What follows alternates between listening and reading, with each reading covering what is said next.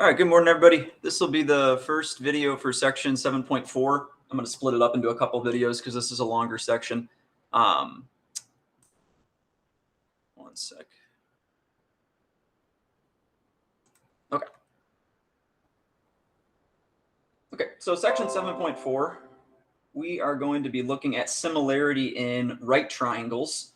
Before we start getting into shapes, though, we need to talk about a couple of concepts. So the first video is going to be focusing on what is a geometric mean. And then we'll kind of take it into splitting apart a bunch of right triangles and looking at how geometric mean relates to those shapes. So that'll be more in the second video. Before we talk about geometric mean, let's talk about something you're probably familiar with from probably middle school science. You would have used this quite a bit, what's called the arithmetic mean. You've probably referred to this before in other classes as the average of a set of numbers. Whenever we average a set of numbers, all we do is we add them together and we divide by how many numbers we have. So in part A, if I wanted to find the arithmetic mean or average of that set of three numbers, all I would do is I would add 5 plus 20 plus 2. All of those would get summed up, and then I would divide by 3 since I have three numbers. So this would give me, let's see, 27 divided by 3 would be 9. So that would be the arithmetic mean of those three numbers. I could do it with four numbers in part B. Only difference is this time I would add the four numbers together. And since I used four numbers, now I have to divide by 4 instead of 3. So this would give me, let's see, 50, 74, 80. Let me double check my math.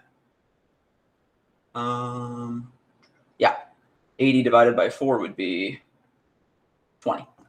So in general, I'm going to phrase it this way. It's going to be the sum of the numbers, meaning you add them all together. Sum of the numbers divided by the amount of numbers used. That's how you find an arithmetic mean. Now, we're in geometry class. Therefore, we need something called a geometric mean. It's a little bit different. Instead of adding the numbers together, we're going to multiply the numbers together. So we're going to take the product of the numbers. And instead of dividing by how many numbers we had, we're going to take the square root.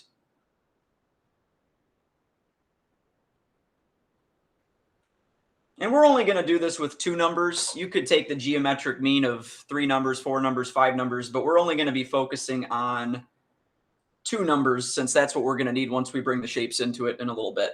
So when I find the geometric mean of 2 numbers, let's say I want to find the geometric mean, I usually use GM to abbreviate, of 2 numbers, A and B. First thing I would do is I would multiply those 2 numbers together. So I would take the product, A times B. Once I've calculated that product, then I would take the square root. And that would give me what's called a geometric mean. So it's kind of a different way of taking an average. It gives you a slightly different way to measure where the center of a bunch of numbers is at. So, for example, let's do a practice with some numbers here. Let's say I wanted to calculate the geometric mean of 4 and 16. All I would do is I would multiply 4 times 16 together, and then I would take the square root. So that would give me the square root of 64, which is 8. Let me make a little bit of a better 8. There we go. Let's do it for 4 and 18. Notice we only want exact answers, no decimals. So if we get anything with radicals that break down, we're going to want to simplify those radicals. So for this one, I'm going to multiply 4 times 18, which is 72. Uh-oh. You're not sure. Let's check. If I square root second x squared, make this a little bit bigger here. If I do second x squared of 72, that's not on our list of perfect squares. So I'm going to have to figure out how that breaks down. If you do a little bit of searching from our list of perfect squares that we went over last semester, the biggest perfect square that divides into 72 would be 36. And it goes in twice. So I would have rad 36 times rad 2. Rad 36, square root of 36 is 6. So that tells me that my geometric mean here would be 6 rad 2. Okay, so radicals will come back into play this section. Okay, so now let's kind of start connecting it to the geometry. In section 7.1, as a reminder, we talked about how to set up a proportion, which is when you have 2 ratios and set them equal to each other. If you remember, the top left and bottom right corner, these were what we called the extremes. and the bottom left and the top right corner that I'm circling in red, and I'll highlight them in green. This is what we call the means. And this is where the geometry connection starts to come into play, because we're talking about geometric mean. Well, that means, LOL, that those two numbers are going to have to go in the bottom left corner and the top right corner. So if I want to find a geometric mean by setting up a proportion, what I do, I'm going to take my two ratios and set them equal. The geometric mean we're going to call x, and I'm going to put it in the spot where I have the two means. So I'm going to put it in the bottom left corner, and I'm going to put it in the top right corner. And then my two extremes would just be the numbers that I'm taking the geometric mean of. So if I was taking the geometric mean of A and B would be my extremes. So those would go in the top left corner, and those would go in the bottom right corner. And my geometric mean goes in the spot for the means. It's the same number. It's going to go in both spots. So just as an example, let's find the geometric mean of 3 and 48 using a proportion. Instead of just multiplying them together and taking the square root, let's look at it geometrically, because that'll help us once we bring similar triangles into the picture. Okay, so I'm taking the geometric mean of 3 and 48. So I'm going to put that in the top left corner and the bottom right corner. Those are my extremes. To calculate the mean, I don't know what it is yet. I'm going to call it x. That's going to go in the bottom left corner and the top right corner. And then I'm going to cross multiply. X times x would be x squared. 48 times 3 would be, let's see, 144, which is on our list of perfect squares. So when I square root both sides, technically I would get positive 12 and I would get negative 12. But since we're going to be dealing with triangles which cannot have negative side lengths, we're only going to consider the positive geometric mean.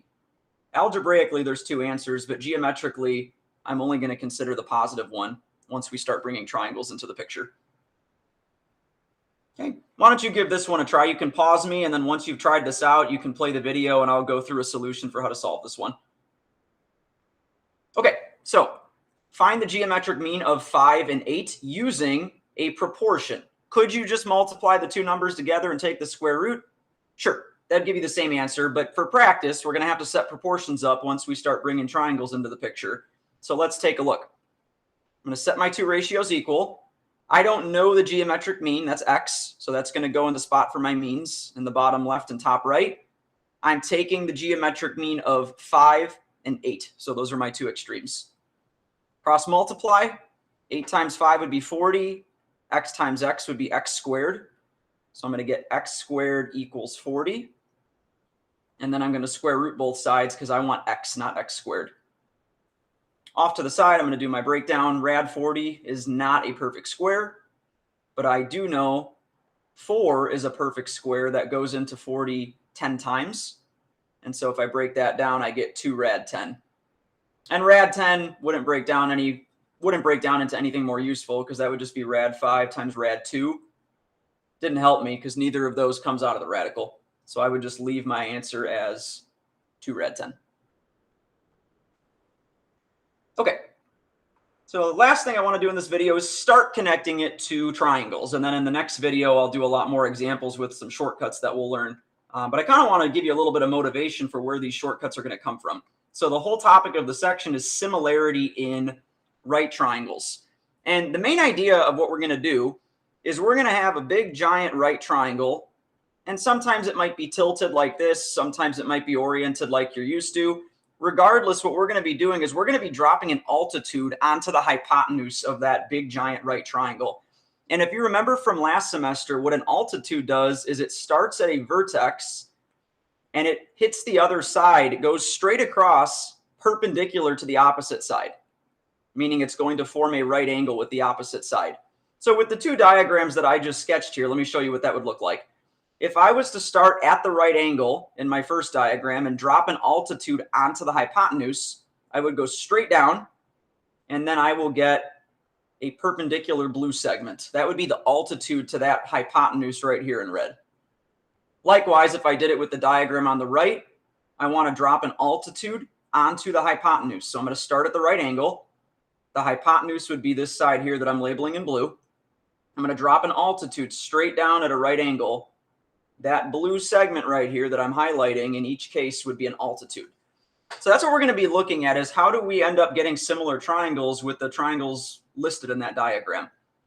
So I'm dropping an altitude from the right angle to the hypotenuse, the three triangles that are formed. Now, if you're wondering, wait, I only see two, you got to remember that the big giant one is also a triangle. That's the first triangle. This would be the second triangle. This would be the third triangle. All three of those triangles formed are similar to each other, meaning all of the corresponding angles are congruent, and we'll be able to match up the sides so that they are proportional. Now, if you're wondering, how the heck does that work? I can't see that from the diagram. One thing that helps, at least the first couple times you do this, is to actually split the triangles apart into three separate triangles. So I'm going to do that.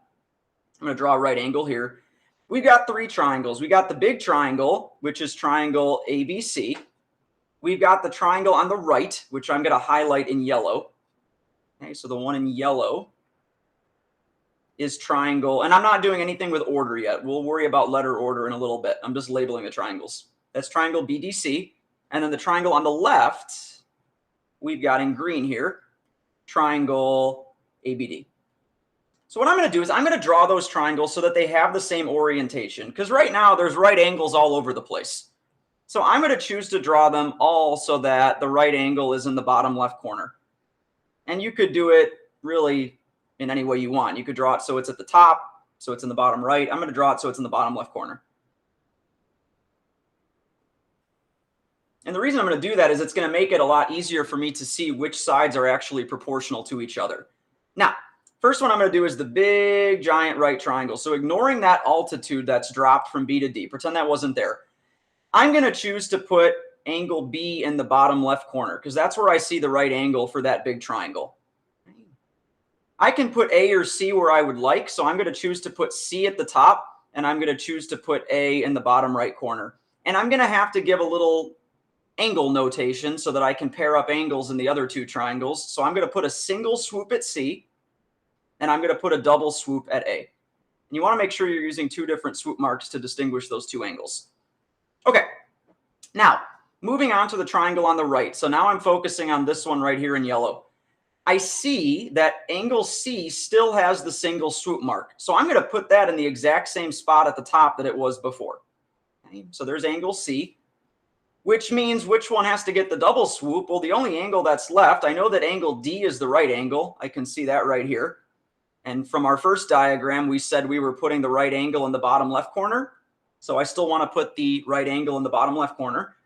That leaves my double swoop at angle B. So this time, when I redraw the picture, you'll notice that angle B is actually moving to the bottom right corner, whereas in the original diagram, it was at the top.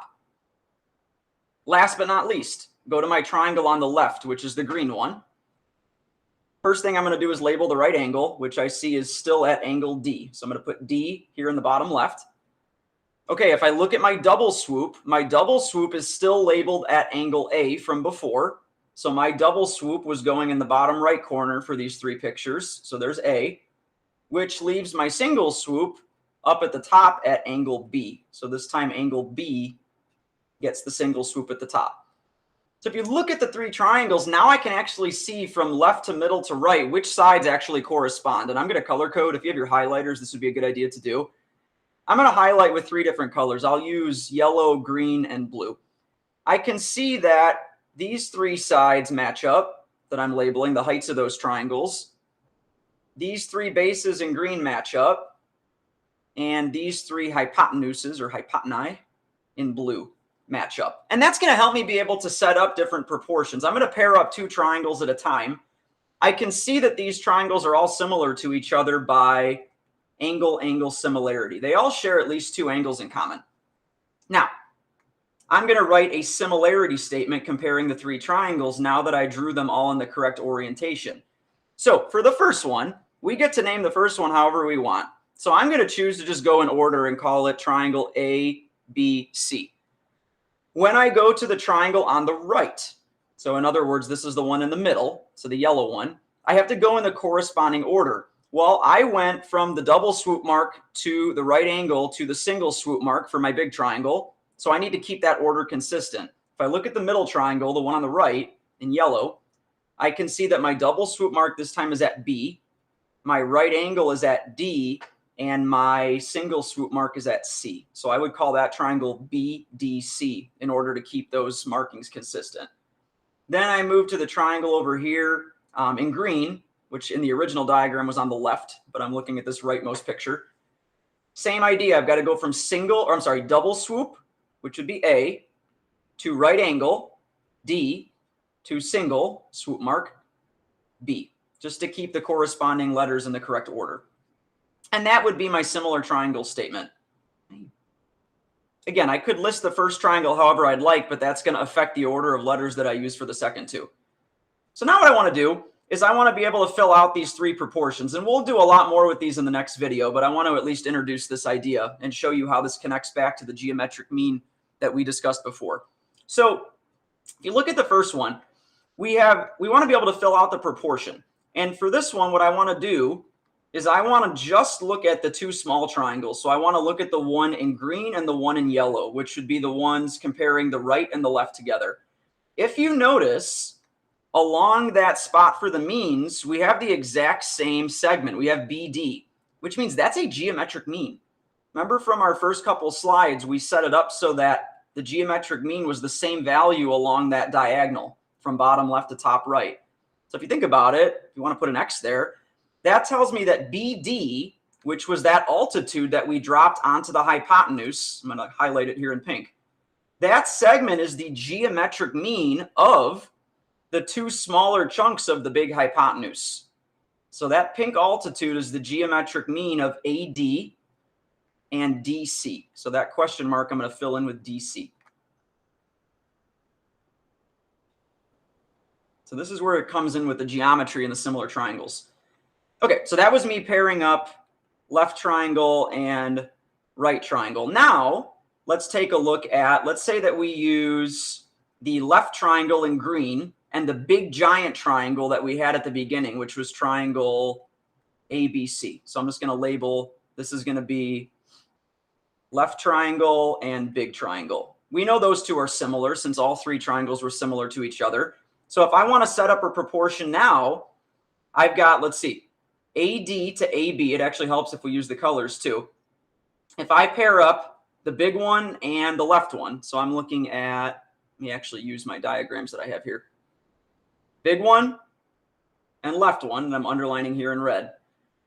If we look at the proportion, we want to know AD matches up with AB.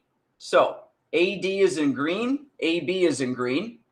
We know that has to match up with, let's see, AB. So now we're going back to triangle over here. That's the blue hypotenuse. That's got to match up with the other blue hypotenuse, which is AC. So in other words, notice that geometric mean idea comes back in again. AB, right here, let me go back to the original picture. This piece right here, this left leg, if you want to think about it that way, that is the geometric mean of the little segment, that little shadow right underneath it, AD, and the big giant entire hypotenuse, AC. So if I think about it, this little piece right here is the geometric mean of the shadow underneath it from here to here and the big giant hypotenuse from here to here. So AD and AC.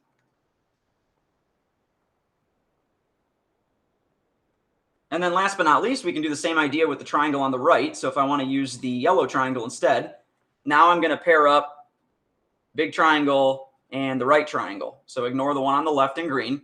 If we fill out the proportions, CD matches up with BC. Let's check that.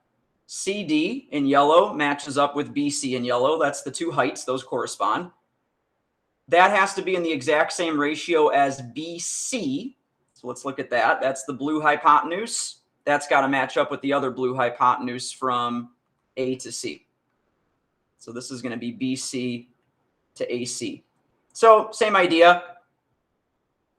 If you look at it, this piece right here, which was BC, that's going to be the geometric mean of the piece right underneath it, which was BC.